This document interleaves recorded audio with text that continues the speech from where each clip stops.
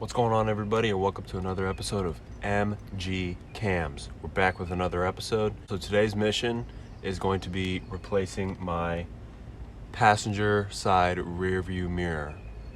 Okay, so let's show you what we got here. So a while ago, I think it was maybe about a year, something like that, I struck a trash can. I struck a trash can and it came right off. So today I have a new one. All right, there she is. And we're gonna do a little replacement. So here we go, let's do it.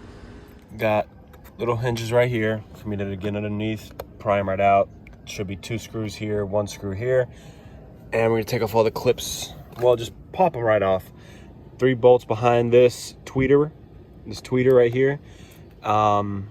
Couple plugs you need to take off, and that should come right out. All right, so let's begin.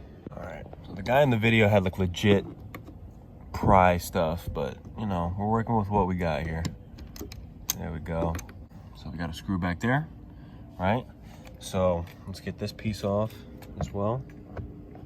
And he said this should come right off as well, just by messing with it. Nope, needs a little bit more. Dude in the video had some legit stuff, man.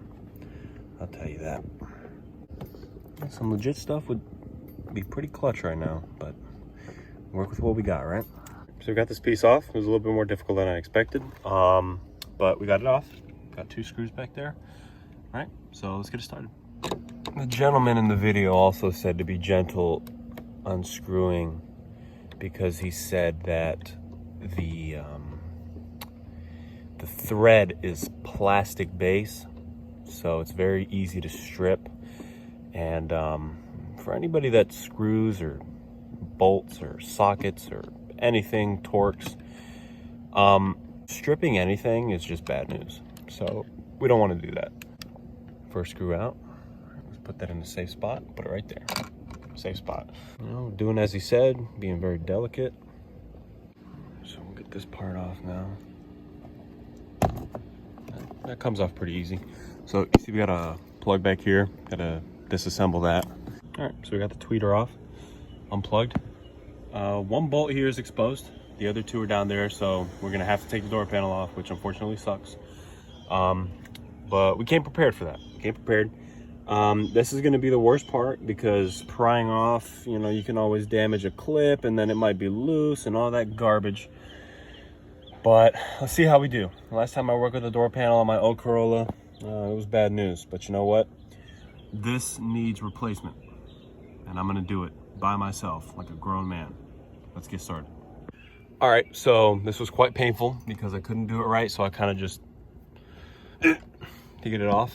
And that was quite painful. So gotta get this off, right?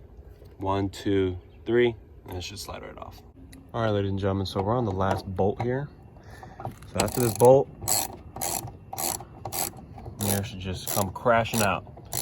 JK, it was manufactured there, so it's probably gonna stick, but it should be able to come right out like nothing.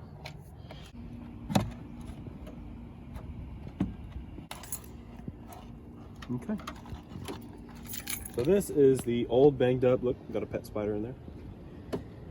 And let's go on with the new.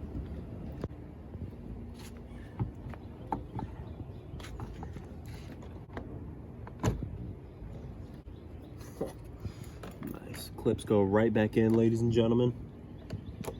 You know, I applied for Toyota once. They didn't accept, but they're missing out. So let's get this connected. And it's not right. It doesn't fit. So that's great. Well, I'm not thinking about how to make this fit, because it's definitely not going to fit, but it is simply just wiring. So, you know, I'll get Corey in here, Corey with another story, and probably splice into some of these and we'll get this to work. But for now, whatever, we're just going to get it to go in, because I need a new mirror regardless. So the gentleman in the video said to hand tighten in the beginning. So that's what we're doing, due to the fact that it is plastic. We don't want to strip any of the plastic. Alright, so we got one in there pretty snug. Let's get these other ones. Let's get these other ones in there.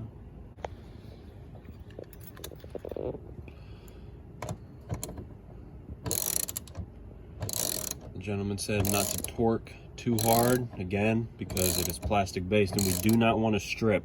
That is the worst thing that can happen to anybody, anytime, anywhere.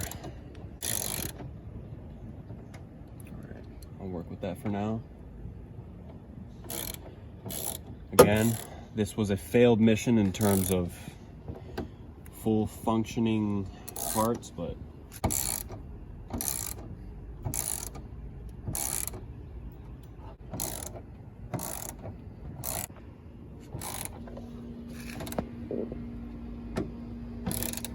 alright, ladies and gentlemen, finishing up the last couple twists, making sure it's, you know, pretty tight. Like I said, unfortunately it's not going to function because my car originally comes with regular rearview mirrors with no blinker signal, so I'm assuming this extra part of the wiring is for that, and my car doesn't have that, so that's fine. We're just gonna tuck it underneath here for now, whatever, we'll deal with that. But now for the extra hard part, we're gonna put this thing back in.